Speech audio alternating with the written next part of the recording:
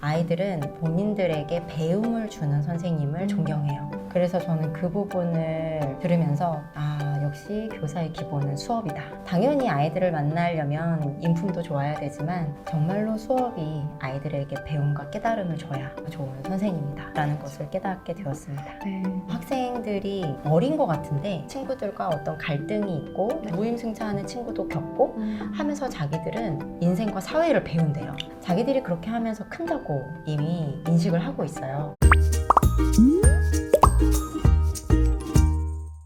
안녕하세요. 네, 안녕하세요. 반갑습니다. 이은경입니다. 네, 오늘 우리 구독자님들께 꼭 소개해드리고 싶은 그런 좋은 이야기가 담긴 책을 집필해 주신 송은주 선생님을 모셨습니다. 네, 선생님 소개 잠깐 부탁드릴게요. 네, 안녕하세요. 네.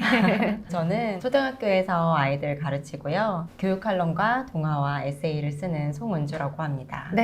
예. 선생님 전작 그 책 저 되게 인상 깊게 봤거든요. 책 제목이 뭐였죠? 네, 제 첫 책은 나는 87년생 초등교사입니다 라는 책인데요. 네, 밀레니얼 세대의 교사로서 우리 교육과 사회에 대해서 쓴 비평서였습니다. 그렇습니다. 네. 네. 그랬던 선생님께서 이번에 새로운 책을 내셨고요. 제목이 다시 일어서는 교실이에요. 네. 이 책을 실제 집필하시면서 정말 많은 생각을 하셨을 것 같아요. 어떻게 쓰기로 결심을 하셨는지, 그리고 집필 과정에서 어떠한 생각과 감정들이 오가셨는지 정말 궁금했습니다.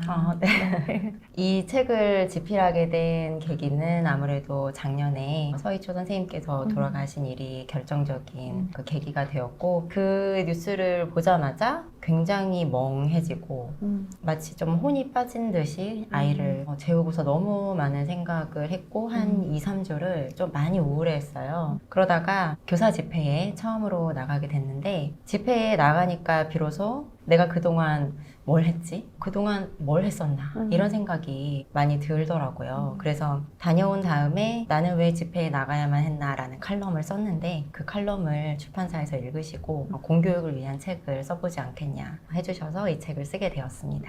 공교육을 위한 책이라고 하셨는데 책 소개 간단히 좀 부탁드려도 될까요? 네, 다시 일어서는 교실이라는 제목처럼 우리 공교육이 다시 일어서기 위해서 어떤 것들을 생각해야 되는가, 무엇을 놓치고 있고 우리가 지금이라도 살릴 수 있는 게 무엇인가를 찾기 위해서 쓴 책인데요. 그러다 보니까 아무래도 작년에 또 돌아가신 선생님들이 많으셨고 또 선생님들이 이렇게 힘들었다라는 것을 사회가 처음으로 제대로 인식을 했기 때문에 1장에서는 교사의 시선이라고 해서 선생님들의 입장을 다루었고요. 2장에서는 학부모님들이 학교와 교사를 어떻게 바라보는가, 공교육에 대해서 무엇을 기대하시고 무엇에 실망을 했는가, 이런 것을 조금 솔직하게 다뤄보려고 했고요. 3장과 4장에서는 학교와 공교육의 시선에서 우리 공교육이 어디서부터 잘못됐길래, 또 지금 우리가 어떤 교육 문제들을 안고 학부모와 교사들은 어떤 공감대와 인식을 가지고 앞으로 더 나은 미래 공교육을 위해서 어떻게 해야 되는가, 네, 이런 이야기를 풀어나간 책입니다. 네, 교육 주체들의 다양한 입장을 생생하게 이야기하고 있는데 많은 분들이 보셨을 거 아니에요. 네. 소위 말하는 그런 관리자분들, 네. 교장, 교감 선생님, 그리고 학교에 근무하시는 현직 선생님들, 그리고 학부모님들, 그리고 학생들까지도 정말 다양한 반응을 하셨을 거란 생각이 드는데 어떤 반응이었는지 되게 궁금했거든요. 이 책은 학생, 교사, 학부모, 교육청, 교육부 관계자들, 그리고 전현직 교사와 교감, 교장 선생님들까지 110명을 인터뷰해서 쓴 책이라서 정말 많은 입장들이 들어가 있죠. 그러다 보니까 서로를 불편하게 생각하는 부분에 대해서도 들어가 있어요. 네. 그래서 교사분들의 입장에서는 조금 상처가 많으신 선생님들은 또 학부모님들의 입장을 그대로 읽기 솔직히 어려워하시는 분도 계셨고, 또 학부모님들 입장에서도 교사의 시선 부분을 어려워하실 수 있죠. 그런데 대체로 읽어보신 선생님들과 또 독자분들은, 선생님들은 일단 공감과 위로를 많이 받았다, 그런 이야기 많이 해주시고, 우리 공교육의 문제를 과거부터 앞으로 나아가야 할 방향까지 전문적으로 이렇게 정리를 해줘서 도움이 되었다, 이런 이야기를 해주셨고, 학부모님들은 선생님들이 힘든 줄은 알았지만 이런 입장인지는 몰랐다, 네. 조금 더 선생님들의 입장을 이해하게 되었고, 특히 4장에서 제가 교육개혁이 실패한 중요한 이유와 사교육에 관한 우리나라 입시 제도에 관한 정리해 놓은 부분이 있는데 그 부분을 보시고 학부모로서 좀 공교육의 의미 그리고 학부모로서 어떤 중심을 잡아야겠는가 이런 걸 생각하는 데 도움이 되셨다고 해주셨고요. 또 교장교감 선생님들은 교육을 위해서 솔직하게 또 직원해 주신 분들이 계셨기 때문에 또 이 책이 나올 수 있었거든요. 읽어보신 분들은 내가 이렇게 교육에 오래 몸담고 있었는데 처음으로 생각해보는 문제들이 많았다고 이야기를 많이 해주셔서 저자로서 굉장히 감사하고 뿌듯하고 또 학생 인터뷰를 제가 아무 서술이나 설명 없이 그대로 실은 이유는 학생 인터뷰만큼은 어른들이 좀 순수하게 아이들의 말을 그대로 들어줬으면 좋겠다라는 그런 생각으로 그렇게 넣어봤습니다.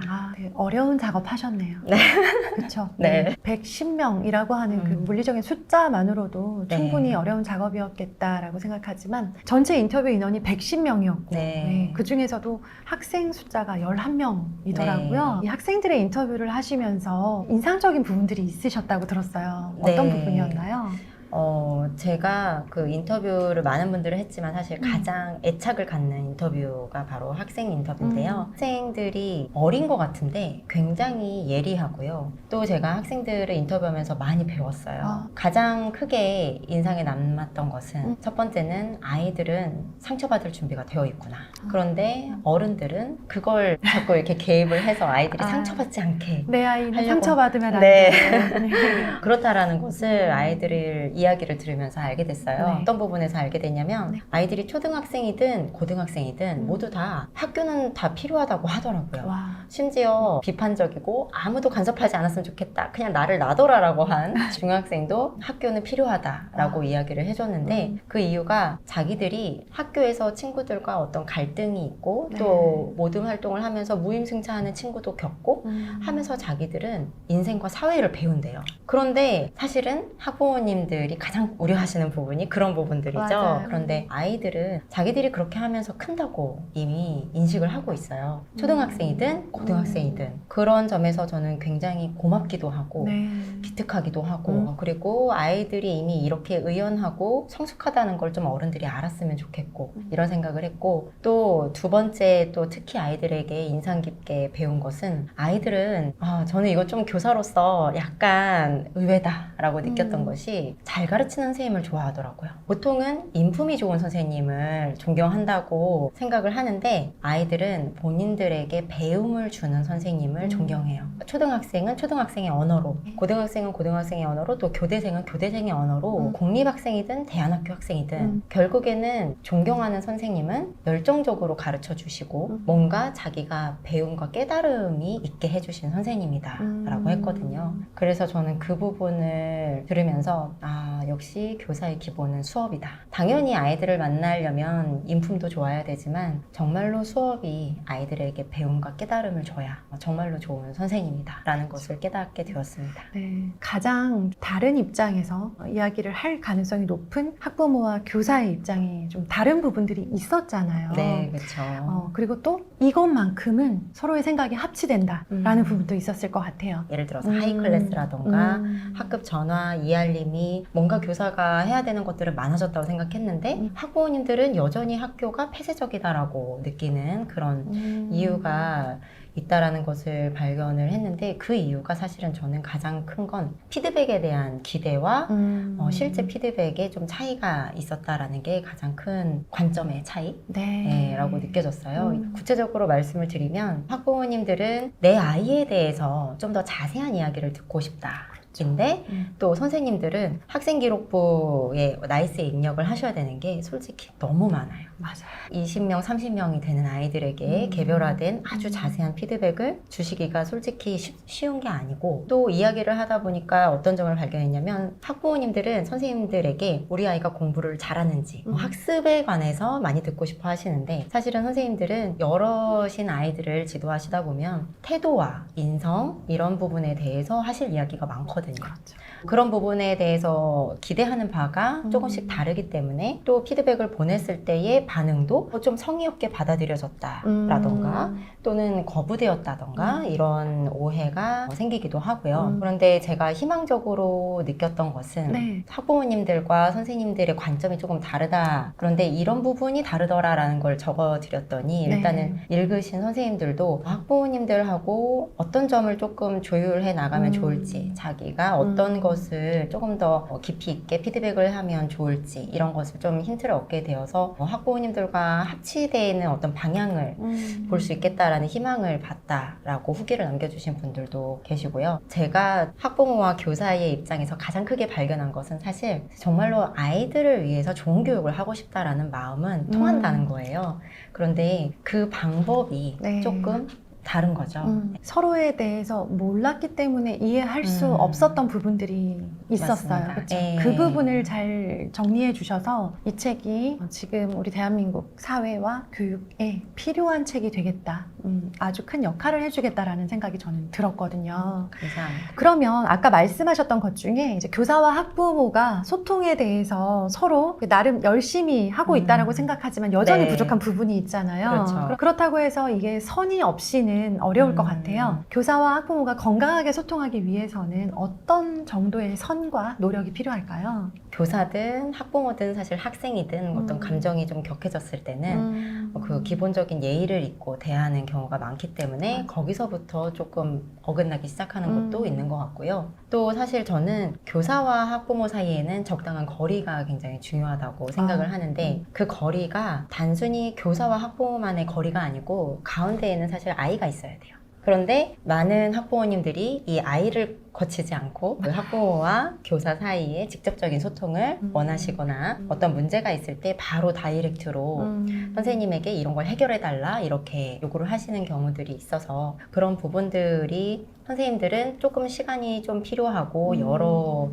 관계를 같이 이제 살펴보실 시간이 좀 필요한데 그런 시간이 없어서 좀 당황스러우시고 그러다 보니 또 소통에 문제가 있다라고 또 느껴지시고 이런 경우들이 있는 것 같고요. 학부모 입장에서 우리 아이의 담임 선생님을 대할 때랑 또 6학년 담임 선생님이라고 하셨죠? 네. 6학년 우리 반 아이들의 학부모님을 대할 때 여러 가지 입장에 따라서 많은 생각을 할 수밖에는 없는데 정말 우리 아이 선생님 너무 이런 모습 멋있고 너무 좋았어요. 네. 또 네. 반대로 저희 반 학부모님 중에 너무 멋지고 괜찮은 분 계셔서 제가 막 따라하고 싶어 하는 분도 계시잖아요. 예, 계셨죠. 사실은 많으시죠, 그죠? 그렇죠. 이런 사례들 좀 소개해 주시면 좋겠어요. 네, 담임 선생님들이 해마다 달라지기 때문에 일단은 담임 선생님들을 비교하지 않으시는 것이 사실은 가장 좋은 거라고 생각을 하고 그 말씀을 먼저 드리고 저는 아이가 이제 2학년이라서 네. 두 분밖에 경험을 하지 못했어요. 하지만 말씀드릴 수 있는 것은 제 책의 에필로그에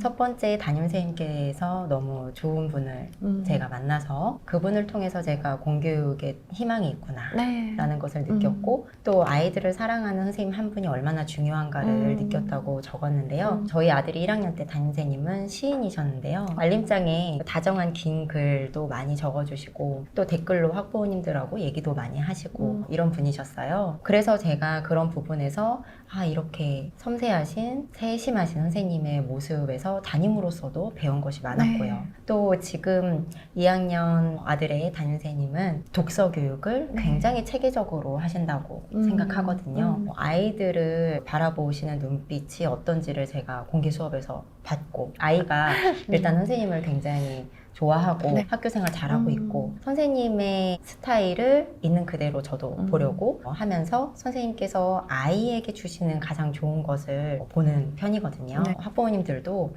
선생님들을 있는 그대로 보시는 것이 가장 편안하기도 하고 신뢰를 흔들리지 않게 하는 대부분의 선생님들은 노력하시고 굉장히 전문적으로 아이들을 만나시기 때문에 그런 것을 기억해 주시면 좋겠고 학부모님들 중에 선생님의 교육 활동을 긍정적인 부분을 아이하고 같이 이야기를 많이 나눠주시는 분들이 계세요.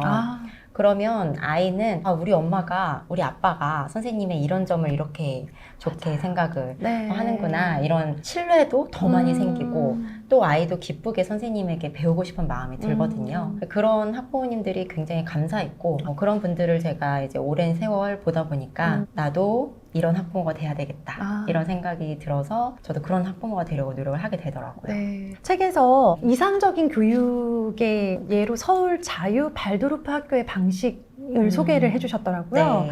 근데 사실 현실적으로 공교육에 이걸 당장 전면적으로 적용하기는 쉽지 않겠지만 이 학교의 어떤 점들이 이렇게 좋았고 또 어떤 식으로 적용해 볼 수 있으면 좋을지 생각 궁금합니다. 네, 공교육의 시스템과 가장 다른 점은 공교육은 공통된 성취 기준과 교육 목표가 있죠. 그런데 발도르프 교육은 아이들 안에 있는 개인 그 개별성을 가장 존중하고 그것이 있는 그대로 발현되게 하는 것을 중요하게 생각하기 때문에 조금 더 교육 방식이 자유롭고 공교육의 체계와 많이 다릅니다.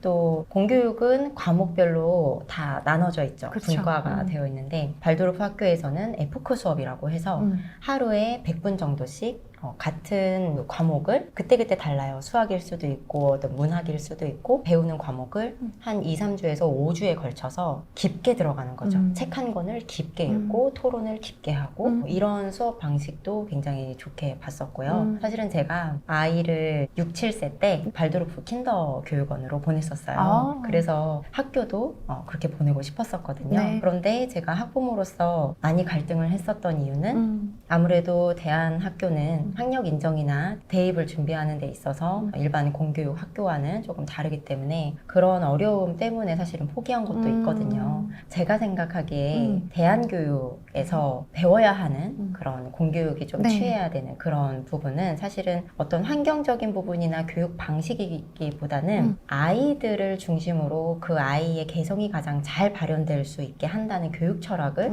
가장 많이 배워야 하고 거기에서부터 출발을 해야 된다라고 생각을 하고요. 사실 어떤 환경을 그렇게 조성을 하거나 교육 과목을 비슷하게 따라하는 것은 거칠에 불과할 수 있어요. 네, 그런데 제 책에 그 공교육의 역사를 이렇게 정리를 해놨는데 그걸 보시면 아시겠지만 120년 전에도 그 당시의 역사를 기록하신 선생님께서도 그 사료에 지금의 교육이란 개성 발달에 집중하기보다는 그 시대에 필요한 인재를 양성하기 위해서 그때그때 필요한 것을 하는 데에 지나지 않는다라는 그런 표현이 있거든요. 그때부터도 이미 우리 공교육이 그런 상황이었기 때문에 아이들의 개성을 발현시키는 철학을 실현시키기 위해서는 사실은 우리 사회 전체의 공감대가 필요하고요. 또 교육 시스템 자체도 우리가 지금 선발, 경쟁 중심의 교육 체계라는 것을 다들 문제점은 인식하고 있지만 구체적으로 이걸 어떻게 손해야 될지 모르겠어요. 그런데 그렇게 큰 문제를 한 번에